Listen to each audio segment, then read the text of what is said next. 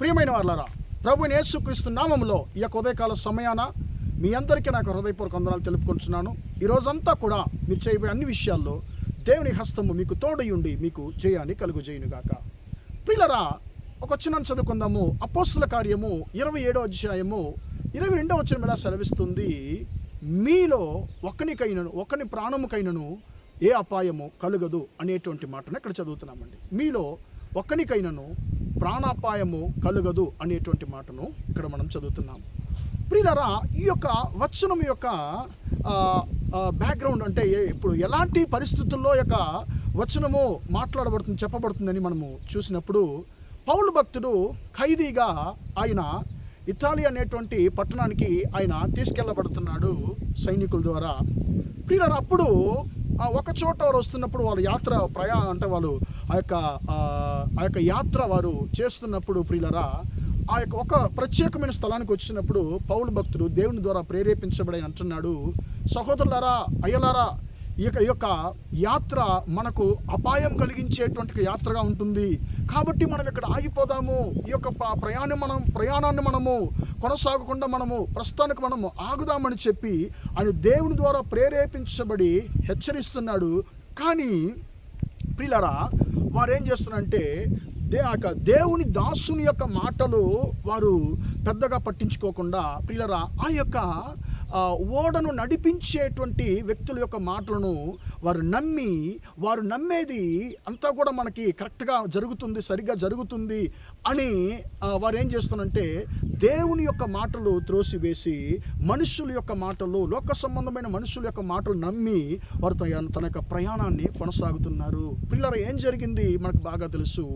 వారు ఆ ప్రయాణాన్ని కొనసాగినటువంటి కొద్దిసేపట్లోనే భయంకరమైనటువంటి గాలి తుఫాన ఆ యొక్క ఓడ మీద కొట్టడం మొదలుపెట్టింది. దాదాపు 14 దినములు సూర్యుడు, నక్షత్రాలు ఏమీ కూడా కనిపించలేదు.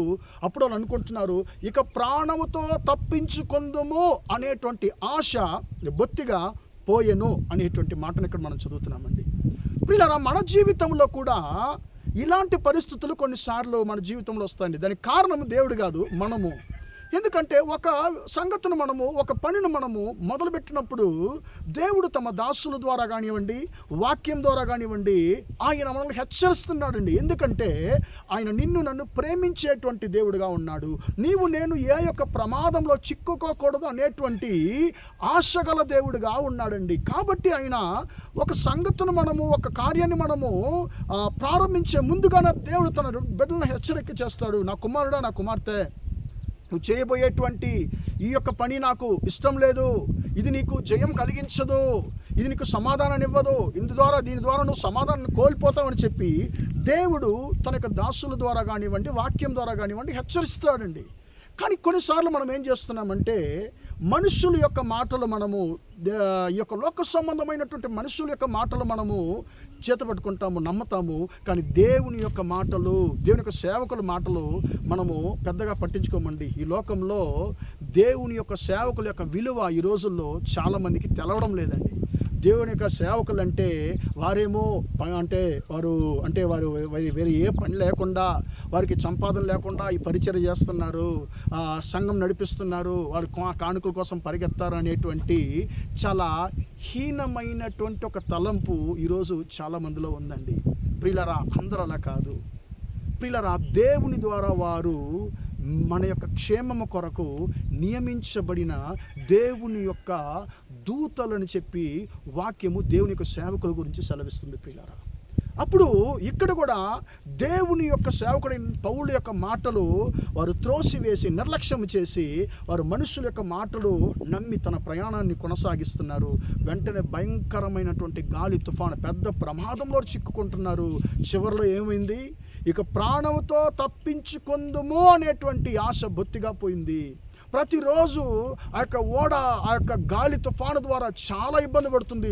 ఒక్కొక్క రోజు ఆ యొక్క ఓడలో ఉండేటువంటి ఆ యొక్క షిప్లో ఉండేటువంటి కొన్ని వస్తువులు ప్రతిరోజు వారు పారవేస్తూనే ఉన్నారు. కానీ వారికి ప్రమాదం మాత్రము అది వారికి దూరం కాలేదు. చివరిగా ప్రియులారా, దేవుడు వారిని చూసి కనికరిస్తున్నాడు. దేవుడు పౌలుకు బయలుపరుస్తున్నాడు, పౌలు నీతో ఉండే మనుషులకు చెప్పు, వారి యొక్క ప్రాణ ఎవరికి కూడా ఏ ప్రాణాపాయం, ఒక్కనికి కూడా ప్రాణాపాయం రాదని చెప్పు అని చెప్పి దేవుడు పౌలుతో పౌలుని మాట్లాడిస్తున్నాడండి. పౌలు అంటున్నాడు, అయ్యలారా నా మాట విని మనము ఆ యొక్క దీపంలోనే, మనము ఆ యొక్క స్థలంలోనే ఉండుంటే మనం బాగుండునే. కానీ దేవుని యొక్క మాటను మీరు త్రోసివేసి మీరు ప్రయాణాన్ని కొనసాగించారు కాబట్టి ఇప్పుడు పెద్ద ఒక ప్రాణాపాయంలో మనం ఉన్నాము. కానీ దేవుడు అంటున్నాడు, మీకు ఓడకే కానీ మీలో ఒక్కనికి కూడా ఎవ్వనికి కూడా ప్రాణాపాయం రాదని చెప్పి దేవుడు వారికి హామీ ఇచ్చేది మనం చూస్తున్నాము. ప్రియమైన దేవుని బిడ్డ, ఈరోజు నువ్వు కూడా సమస్య వెళ్ళిపోయినావేమో, అయ్యా నేను దేవునికి చిత్తం లేనటువంటి క్రియలు నేను చేసి నాకున్నదంతా కూడా ప్రతిరోజు నేను కొంచెంగా నేను కోల్పోతున్నానయ్యా. మనుషుల మాటలు నేను నమ్మి, మనుషుల యొక్క ఆశ కలిగించేటువంటి మాటలు నేను నమ్మి ఈరోజు నేను ప్రతి ఒక్క విషయాన్ని, నాకున్నటువంటి ప్రతి ఒక్క ఆశీర్వాదాన్ని కొంచెంగా కోల్పోతున్నాను. ఇక నా దగ్గర కోల్పోవడానికి ప్రాణం తప్ప వేరే ఏం లేదని చెప్పి నువ్వు సమస్యలు పోయినావేమో. దేవుడు అంటున్నాడు, నా కుమారుడా, నా కుమార్తె, నువ్వు భయపడొద్దు. నీకు ప్రాణాపాయము, నీలో ఒక్కనికి కూడా ఏ ప్రాణాపాయం రాదు, నీ కుటుంబంలో ఎవరికి కూడా ప్రాణాపాయం రాదని చెప్పి అంటున్నాడు. ప్రియమైన దేవుని బిడ్డ, నువ్వు ఏ మాత్రం బాధపడనక్కర్లేదు. నువ్వు కోల్పోయిందంతా కూడా దేవుడు నీకు మళ్ళీ తిరిగిస్తాడు. నీకు ఏ మాత్రం ప్రాణాపాయం రాదు. ఇంత కఠినమైనటువంటి పరిస్థితికి మనం గురి కావడానికి కారణం ఎవరంటే మనమే అండి. దేవుని మాటలు వినకపోవడమే కారణం. కాబట్టి ఈరోజు ఉదయకాల సమయాన మనం దేవుని యొక్క చేతులకు మన జీవితాన్ని అప్పగిద్దాం. ఆయన అంటున్నాడు, నీ యొక్క ప్రాణానికి ఏ అపాయం రాదు, నేను నిన్ను రక్షించేటువంటి దేవుణ్ణు, నిన్ను ఖచ్చితంగా నేను దరి చేరుస్తానని చెప్పి దేవుడు నీకు వాగ్దానం చేస్తున్నాడు. చివరిగా ఆ పౌలు వారితో ఉన్న వారిని దేవుడు దరి చేర్చినట్లుగా మనం చూస్తున్నాం. పౌలును వారితో ఉన్న వారిని దరి చేర్చినటువంటి దేవుడు, వారి యొక్క ప్రమాదానాన్ని దూరపరచినటువంటి దేవుడు నీ జీవితంలో నీకు విరోధముగా నీ యొక్క బ్రతుకు అనేటువంటి ఓడ మీద కొడుతున్నటువంటి గాలి తుఫాన్ అనేటువంటి కఠినమైన పరిస్థితులను మార్చి నిన్ను కూడా ఆశీర్వాదం అనేటువంటి దరికి ఆయన చేర్చడానికి ఆయన సమర్థుడిగా ఉన్నాడు. ప్రార్థన చేద్దామా? ప్రేమగల మా తండ్రి, దయగల దేవా, ఇంతవరకు ఈ మాటలు విన్న మీ బిడ్డలు మీరు దీవించండి, ఆశీర్వదించండి అయ్యా. మీలో ఎవరికి ప్రాణాపాయం రాదని తండ్రి వాక్యాన్ని సెలవిస్తున్న ప్రకారం తండ్రి మా జీవితంలో తండ్రి మీ బిడ్డలు యేసయ్య తన ప్రాణాన్ని గురించి తండ్రి భయపడుతున్నారేమో, లేకుంటే తండ్రి నీకు ఇష్టం లేనటువంటి కార్యాలు చేసి తండ్రి యేసయ్య స్తోత్రం అన్నదంతా కూడా కోల్పోయి తండ్రి ఈరోజు మనుషుల ద్వారా తండ్రి కఠినమైన పరిస్థితులకు తండ్రి వారు గురి అయి ఉంటున్నారేమో.